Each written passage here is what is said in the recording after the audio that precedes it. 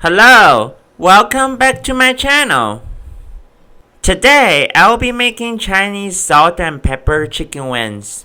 Let's get right to it.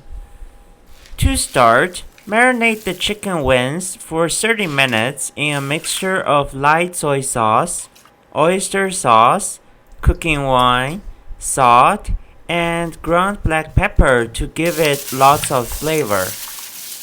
Beat 1 egg and coat the chicken pieces in egg and cornstarch. Heat cooking oil in a wok and drop the chicken pieces. Fry, turning once until golden brown all over. Last step, season the fried chicken wings with spiced salt. Then Chinese salt and pepper chicken wings is ready. Please try the recipe and let me know what you think.